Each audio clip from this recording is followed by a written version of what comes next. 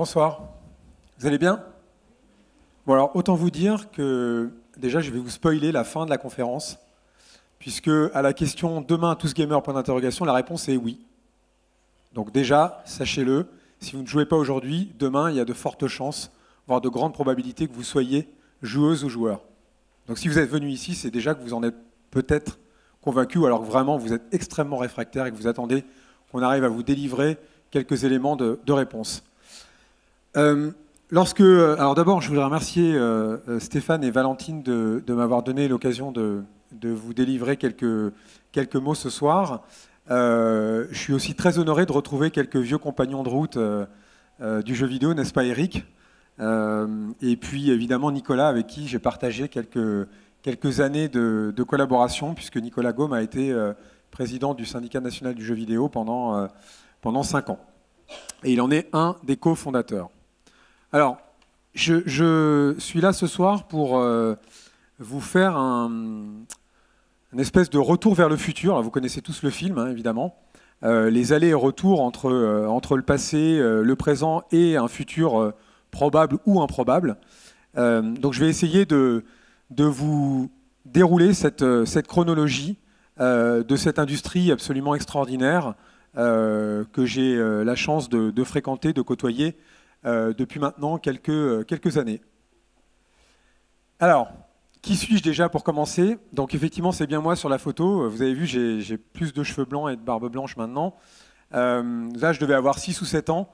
Et franchement, j'étais loin d'imaginer à l'époque que j'allais travailler dans l'industrie du jeu vidéo, puisque mon premier ordinateur, j'ai dû l'avoir à l'âge de 17 ou 18 ans, donc très tardivement.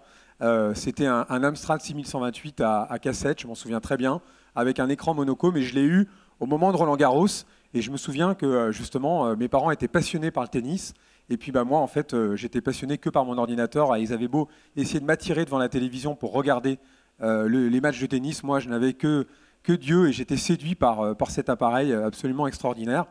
Alors depuis, j'ai passé un peu plus de 15 ans de ma vie professionnelle dans l'industrie du jeu vidéo, donc je suis tombé dedans, non pas petit, mais en tout cas j'ai été extrêmement séduit par ce qui s'y passe. Je peux dire qu'aujourd'hui, je suis un observateur et modestement un petit acteur de cette industrie au niveau français. Mais surtout, ce qui m'a passionné et ce qui me passionne toujours, c'est vraiment celles et ceux qui font le jeu vidéo. On a coutume de dire souvent, et on parle souvent du jeu vidéo parce qu'on parle du média, on parle des produits que vous pouvez acheter, que vous pouvez télécharger.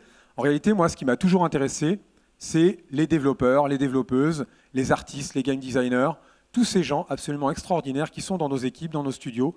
Et c'est ça que j'ai vraiment voulu, j'ai voulu me rapprocher de ces gens-là et j'ai voulu travailler pour eux. Je suis juriste de formation, donc rien ne me prédestinait non plus à travailler dans cette industrie. Et en fait, quand en 2004, on a commencé à parler de la création d'un syndicat professionnel, j'ai été finalement de ceux qui étaient convaincus que de monter une organisation professionnelle, une fédération professionnelle, ça pouvait être intéressant. Alors qu'est-ce que le syndicat national du jeu vidéo? Je fais un peu de pub, un peu d'autopromo. C'est l'organisation professionnelle représentative des entreprises de création de jeux vidéo en France. Il faut savoir que la France est un des pays leaders dans la conception de jeux vidéo. On a notamment une de nos plus belles entreprises, Ubisoft, 3e éditeur mondial. Et Déborah aura l'occasion sans doute de vous expliquer plus dans le détail ce que fait cette magnifique société. Et c'est un syndicat qui a été créé effectivement, comme je disais tout à l'heure, en 2004, d'abord sous forme associative pour sensibiliser les pouvoirs publics aux enjeux de la filière. On a été à l'origine de pas mal de dispositifs structurants pour cette industrie, un crédit d'impôt jeux vidéo, qui est un dispositif fiscal extrêmement incitatif et qui permet aujourd'hui aux entreprises en France d'être compétitives par rapport à nos entreprises concurrentes à l'international. On a été également à l'origine d'un certain nombre d'autres dispositifs de financement et puis de quelques avancées, on va dire, d'un point de vue social, sociétal, environnemental. Et on travaille aujourd'hui avec nos 250 adhérents à faire en sorte que la France soit un pays attractif, soit un pays qui rayonne. Et on est donc l'interlocuteur des pouvoirs publics, des médias et du grand public sur tout ce qui touche aux jeux vidéo.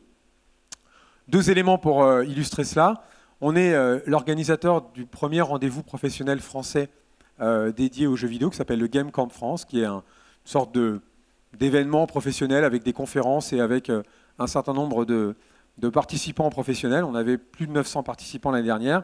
Et puis on est à l'origine également d'une initiative qui est très importante aux yeux des créateurs et de tous ceux qui œuvrent à rendre cette industrie meilleure et, on va dire, visible d'un point de vue global. C'est cette Académie des arts et techniques du jeu vidéo qui tiendra sa première cérémonie de remise de distinction aux créateurs et créatrices situés en France, mais aussi aux jeux à l'international, au premier trimestre 2020. Alors, rentrons dans le vif du sujet. Une des particularités de l'industrie du jeu vidéo, c'est que tout va très vite. Tout va très vite, on innove énormément, et en seulement 10 ans, certains disent qu'on a fait pratiquement un siècle, on a connu un siècle d'innovation, un siècle de mutation, même certaines énormes révolutions qui ont particulièrement impacté la façon que l'on a de produire des jeux vidéo. Les pratiques se sont diversifiées, les publics se sont élargis et se sont segmentés, le marché est devenu protéiforme et il est devenu surtout mondial. L'industrie aujourd'hui, elle est profondément transformée, vous le verrez. Les chaînes de production, la façon qu'on a de concevoir les jeux ne ressemble plus du tout à ce qu'elles étaient il y a seulement 5 ans, voire même 10 ans, et je ne vous parle pas d'il y a 30 ans. Et on est encore aujourd'hui, alors même qu'on ne cesse de subir toutes ces évolutions, toutes ces révolutions, nous sommes encore à l'aube d'un certain nombre de changements extrêmement structurants. Alors à elle seule, cette image, alors je ne sais pas si vous voyez bien les chiffres, à elle seule, cette image illustre le changement profond de notre industrie. Il y a 30 ans, Nintendo, que vous connaissez probablement tous ici, Nintendo représentait 90% du chiffre d'affaires de l'industrie du jeu vidéo au niveau mondial. 90%. Alors certes, le chiffre d'affaires mondial du jeu vidéo, c'était 5 milliards de dollars, ce qui est à peu près le chiffre d'affaires de l'industrie du jeu vidéo en France aujourd'hui. Aujourd'hui, 30 fois plus quasiment le chiffre d'affaires. Alors on parle de 130 milliards et même à la fin 2019, certains disent 150 milliards. Nintendo n'est plus représentatif que de 10% du chiffre d'affaires. En seulement 30 ans, ce secteur s'est complètement élargi, a complètement révolutionné. Un nombre d'acteurs inimaginables sont devenus des acteurs incontournables du secteur. Et vous avez aujourd'hui une pléthore d'éditeurs, de développeurs, de distributeurs, de plateformes, on le verra. Et l'offre de jeux s'est développée de façon absolument exponentielle. À la fin des années 90, sur la droite, la quasi-totalité des productions étaient distribuées physiquement en magasin. On allait chez le marchand de jeux, on ouvrait la porte, on discutait avec le vendeur, il nous conseillait. On était influencé par la presse, qui avait, à l'époque, avait pas mal de médias effectivement importants. Et en 2010, on a déjà 50% des revenus qui sont liés aux jeux vidéo qui sont issus d'une transaction et d'une distribution en ligne.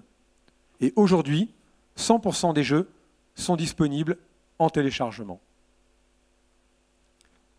Donc 80% aujourd'hui des ventes des jeux vidéo sont réalisées en digital et 100% des jeux, comme je vous le disais, sont vendus de façon totalement dématérialisée. Ce qui ne veut pas dire que vous ne pouvez pas encore les retrouver en magasin, mais globalement, l'offre est totalement digitalisée. Alors, le physique reste encore un secteur intéressant, en tout cas un marché intéressant, pour plusieurs raisons. D'abord parce que les éditeurs ont investi cette façon de distribuer leurs jeux et que cela continue de constituer un gisement de revenus notable. Donc évidemment, aucun intérêt pour les éditeurs et les distributeurs de se couper finalement cette source de revenus intéressante. La deuxième, c'est que la qualité des équipements Internet n'est pas forcément homogène, partout d'ailleurs dans le monde, et même en France, et donc subsiste encore un intérêt pour certains d'aller acheter leurs jeux en magasin plutôt que de télécharger à l'heure où parfois ça peut prendre plusieurs heures, voire même parfois plusieurs jours. Et puis il y a un autre élément qui est important, c'est le prêt, la revente. Et aujourd'hui, effectivement, même si on peut sur certaines plateformes dématérialiser, céder ses comptes, ça reste un outil très important, ça reste quelque chose qui stimule le marché, et c'est aussi la raison pour laquelle on a effectivement une offre physique qui continue d'exister, même si elle se réduit à la portion congrue. Et globalement, ce qui subsiste, c'est plutôt des jeux qui vont être vendus sous forme de collector, avec des artworks, avec des goodies, avec des bonus. Bref, on va aller cibler la niche, on va aller cibler les joueurs les plus impliqués, les joueurs passionnés. Ces dernières années, on a également vu un très fort développement des magasins de vente digitaux propriétaires. La quasi-totalité des éditeurs disposent aujourd'hui de leur propre magasin digital, de leur propre magasin en ligne, pour vendre leur production, pour vendre les éléments qui vont s'ajouter dans le temps à la pratique des joueurs. Et puis on a eu également, dans les années 2000, l'apparition des mondes persistants. On peut se référer à Second Life, on peut se référer à Deuxième Monde, qui était un projet français. Et puis, plus proche de nos univers, ce qu'on appelle les MMO, avec notamment World of Warcraft, dont tout le monde a entendu parler, puisque c'était un des jeux qui défrayait la chronique à l'époque, et en France, le jeu Dofus. Et ces jeux ont constitué un tournant extrêmement important dans notre industrie à l'époque, parce que c'est les premiers jeux qui ont été vendus sous la forme d'un abonnement. Et c'est eux qui ont fait évoluer le mode de consommation des jeux qui jusqu'alors s'achetaient plutôt avec un prix de vente fixe en une fois, et ensuite les gens finissaient le jeu et puis éventuellement les revendaient d'occasion. Donc peu à peu, on a vu l'abonnement se démocratiser au détriment de l'achat unique, et peu à peu, surtout, on a vu que le jeu vidéo devenait véritablement une expérience, un service, plus qu'un produit. Il y a une année particulière sur les dernières années qui a marqué notre industrie. Alors je voulais mettre disruption dans ma présentation parce que ça fait bien en général, donc je l'ai casé là. C'est l'année 2007. L'année 2007, c'est une année extrêmement marquante. C'est l'apparition de l'iPhone, je devrais dire du premier iPhone, puisqu'on en est déjà au 11e. C'est également l'apparition des premiers stores dématérialisés sur smartphone, avec à l'époque, alors les plus anciens s'en souviennent, mais vous avez vu, hein, j'ai l'impression que je parle du siècle dernier, mais des versions light. Je ne sais pas si vous vous souvenez des versions light sur vos jeux. C'est-à-dire que vous aviez une version finalement d'essai, on jouait pendant quelques minutes ou quelques heures, et puis ensuite, pour aller plus loin, il fallait acheter le jeu. Donc, tout ça maintenant, c'est fini, quoique, peut-être en train de revenir. Aujourd'hui, on a plus de 1000 jeux nouveaux et applications chaque jour qui sortent sur ces appareils, sur ces smartphones, qu'il s'agisse d'Android ou qu'il s'agisse des stores d'Apple. Et puis, Steam, c'est le petit logo que vous voyez ici à droite. Steam est devenu une plateforme de distribution digitale. Valve est un éditeur, ils ont créé cette plateforme, et c'est devenu aujourd'hui la référence mondiale pour la distribution de jeux sur PC. Aujourd'hui, il y a plus de 170 millions de joueurs, et c'est une plateforme qui est de plus en plus challengée par ce qu'on pourrait appeler des outsiders, même si le mot est peut-être un peu exagéré, mais les Epic Games et Store et consorts.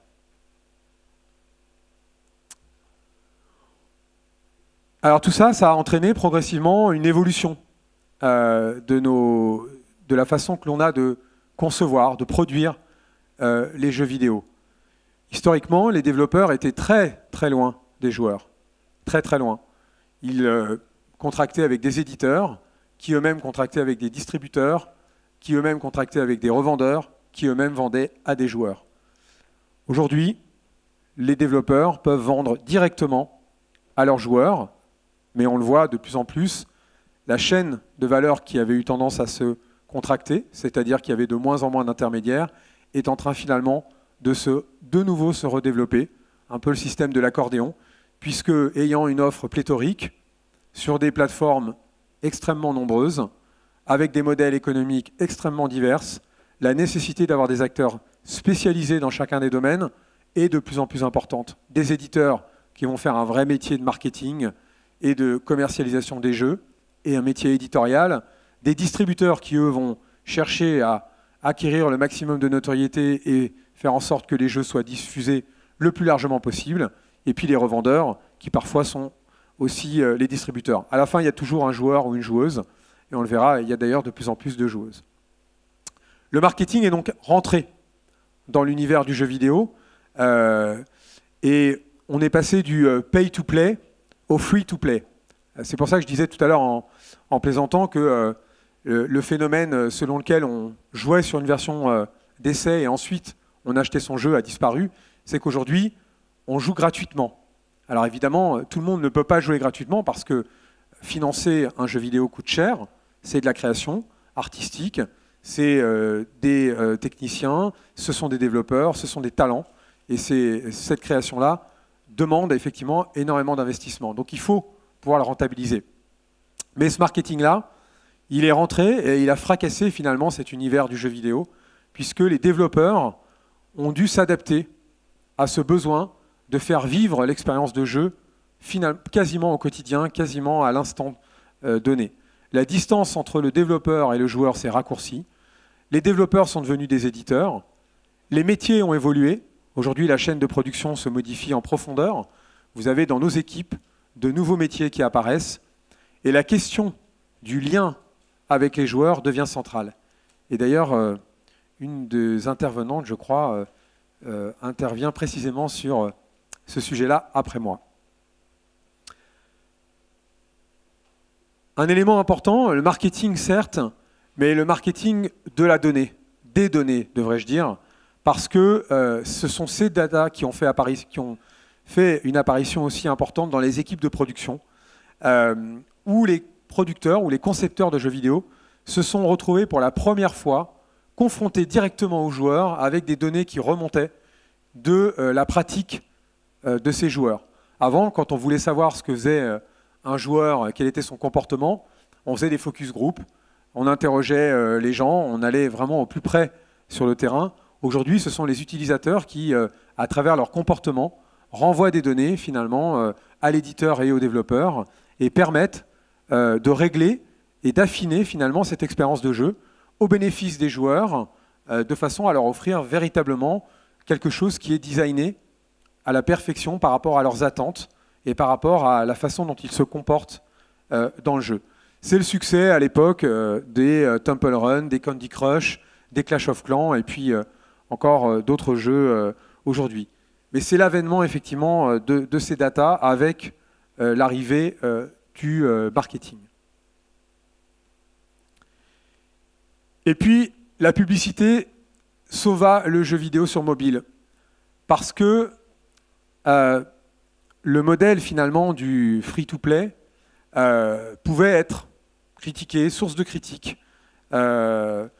Certains joueurs passaient beaucoup de temps parce qu'ils avaient l'ambition de pouvoir jouer maximum de temps gratuitement, sans jamais dépenser un centime d'euro. Et puis parce que c'était des modèles aussi où certains joueurs pouvaient dépenser beaucoup d'argent, malgré des prix de vente extrêmement bas, puisqu'on parlait à l'époque de microtransactions, et donc de sommes extrêmement faibles de quelques centimes. Et est arrivée une façon de jouer qui est un peu caractéristique de ce qu'on appellerait la façon de jouer occasionnelle, ou en tout cas de façon, voilà, on joue quelques minutes comme ça pour passer le temps, on joue quelques minutes dans les transports en commun, quand il y en a, on joue quelques minutes dans les salles d'attente, pourquoi pas à la pause déjeuner. Cette consommation, ce qu'on appelle hyper casual ou occasionnelle en français, a entraîné de plus en plus d'intérêt de la part des annonceurs publicitaires d'aller capter une audience la plus large possible. Et c'est l'arrivée effectivement de cette publicité dans le jeu mobile. Alors comment ça se matérialise? Tout simplement, vous le voyez, on a au moment du jeu, à un moment donné, un pop-up qui va s'afficher avec un call to action, donc en bas, une petite icône, et on va vous demander tout simplement de regarder une vidéo. C'est ce qu'on appelle les vidéos rewarded, donc primées.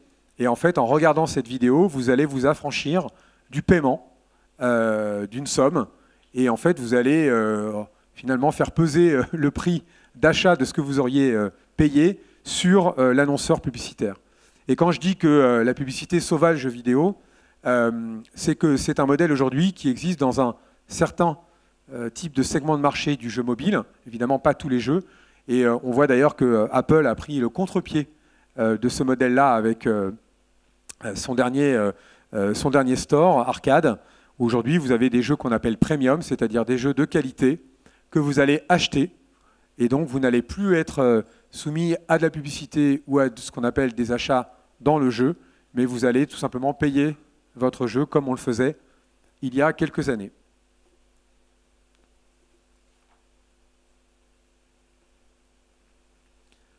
Alors, effectivement, tout ça a entraîné un phénomène assez intéressant, c'est que les ventes au lancement du jeu sont aujourd'hui de moins en moins décisives dans la carrière commerciale d'une production.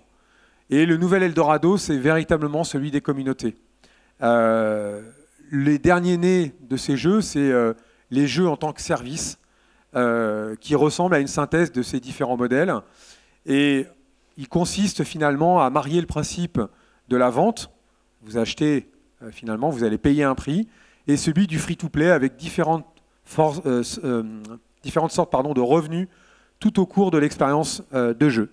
C'est l'énorme succès de League of Legends, dont la finale mondiale a eu lieu il y a 3 semaines à Paris et a eu un succès absolument colossal. Et dans le game as a service, finalement, le joueur paye un accès à un service plus qu'un prix fixe à l'achat. L'arrivée des modèles de jeux en streaming, vous connaissez tous Netflix, c'est la dernière itération de ces mutations, puisqu'elle permet aux joueurs de s'abonner à un service de catalogue de jeux auquel on va ensuite accéder depuis n'importe quel appareil connecté à Internet. Une télévision, un ordinateur, une console de jeux vidéo, un téléphone. Stadia, c'est l'exemple le plus marquant, c'est le projet qui a été lancé par Google il y a 15 jours maintenant, mais c'est encore sujet à beaucoup d'interrogations. Tout simplement parce que les catalogues ne sont pas encore extrêmement étoffés, le prix d'accès à ces catalogues n'est pas encore forcément figé, les connexions à Internet ne garantissent pas la totalité d'un jeu fluide, sans coupure, sur l'ensemble du territoire, mais on voit que c'est l'avenir. En tout cas, c'est un avenir. Tout simplement parce que les consoliers s'y mettent aussi. Les consoliers, ce sont ceux qui fabriquent ces appareils qui permettent de jouer aux jeux vidéo. Sony, Microsoft, Nintendo. Et il se dit qu'ils proposeront sans doute dans leur prochaine génération de consoles, Xbox Scarlett et PlayStation 5, des offres de streaming à distance. Combien de temps ça prendra pour que le joueur se l'approprie? Combien de temps les éditeurs mettront-ils à se plier à ce type d'accès? Personne ne le sait. Mais en tout cas, c'est une tendance de fond que l'on constate. Et il y a énormément d'agitation dans notre industrie autour de ce mécanisme-là. Alors, on a beaucoup parlé, j'ai beaucoup parlé, pardon, des modèles, j'ai beaucoup parlé de l'industrie, j'ai beaucoup parlé de tous ces changements d'accès aux jeux vidéo, mais il y a probablement une des évolutions majeures qui est une évolution sociologique. Alors, j'ai pris les chiffres de nos amis du CEL, qui est le syndicat des éditeurs et qui publie chaque année un essentiel sur le marché. J'ai pris quelques chiffres qui sont extrêmement révélateurs. Aujourd'hui, 1 Français sur 2 joue aux jeux vidéo. Ils étaient seulement 20% au début des années 2000. Les femmes, à la faveur notamment du développement des plateformes mobiles, représentent aujourd'hui 50% des joueurs. On est donc loin de l'adolescent boutonneux isolé dans sa chambre qui joue. Et on voit d'ailleurs même que l'âge moyen du joueur aujourd'hui s'établit autour de 40 ans. Et puis, autre phénomène important, c'est cette pratique du jeu vidéo. Le jeu vidéo, c'est une pratique sociale. On joue ensemble, on joue en famille, on joue toutes générations confondues. Je dirais même on joue quasiment tout le temps. Si on regarde le temps passé sur nos smartphones, la majorité du temps d'écran, c'est du temps qui est passé à jouer aux jeux vidéo. Et donc le jeu vidéo est loin de ces clichés qu'on essaie de lui attribuer, ou en tout cas qu'on essaie de lui coller à la peau. Le jeu vidéo, c'est une pratique sociale. C'est une pratique sociale, mais qui vient compléter des pratiques culturelles et sportives.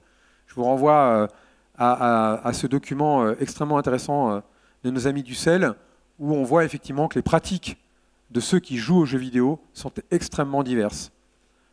Et donc on voit que le jeu vidéo est passé en seulement une décennie d'un média extrêmement générationnel et masculin à très individuel, à un médium de divertissement populaire, familial et social.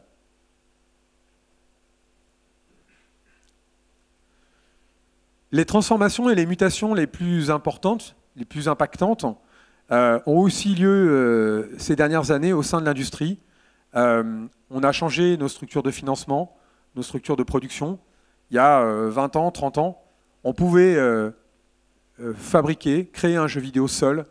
On s'affranchissait d'un certain nombre de contraintes techniques, financières, marketing. Aujourd'hui, on est dans un marché mondial et on doit faire avec ces problématiques. On a fait évoluer les structures de production, on a fait évoluer le marketing, et au final, ce qu'on doit retenir, c'est que les concepteurs n'avaient jamais le lien avec le consommateur et qu'aujourd'hui, ces éditeurs, ces développeurs doivent nouer des relations intenses avec leurs joueurs, avec leurs consommateurs. J'ai bientôt fini. Et demain? Et demain, de quoi sera fait notre industrie? Alors j'ai apporté avec moi la DeLorean et puis surtout ma boule de cristal. Parce que, évidemment, on a énormément de chercheurs dans notre industrie, on a énormément de gens qui font de la R&D, on a beaucoup de gens qui se posent énormément de questions sur la façon de distribuer les jeux, sur la sociologie des joueurs, sur l'évolution des pratiques. Mais la question, c'est de quoi sera fait notre industrie, de quoi sera fait le marché? D'abord, probablement, le marché sera asiatique. Aujourd'hui, la Chine est derrière les États-Unis en termes de marché du jeu vidéo. C'est 36 milliards pour la Chine et c'est 37 milliards pour les États-Unis. Mais c'est temporaire, puisque un certain nombre d'acteurs, notamment japonais, ont prévu des sorties importantes sur l'année 2020. Et donc il y a fort à parier que la Chine et le Japon redonneront des couleurs à ce marché asiatique, et également les problématiques de soumission de jeux et d'approbation par le gouvernement chinois qui vont progressivement libéraliser l'accès à ce territoire. Le jeu sera mobile. Aujourd'hui, les jeux mobiles sur smartphone et tablette, comparés aux jeux pour PC et console, sont aujourd'hui extrêmement importants. Ça reste la première plateforme. C'est 68 milliards de dollars, soit 45% du marché mondial. On aura aussi toujours plus d'intelligence artificielle dans nos jeux. Ça sera un outil au service des développeurs, ça sera un outil au service de la création, mais ça permettra aussi pour les joueurs d'enrichir leurs expériences. On aura peut-être de la réalité virtuelle dans nos jeux, encore plus qu'aujourd'hui. On aura peut-être un marché de la réalité virtuelle du jeu vidéo, encore plus qu'aujourd'hui.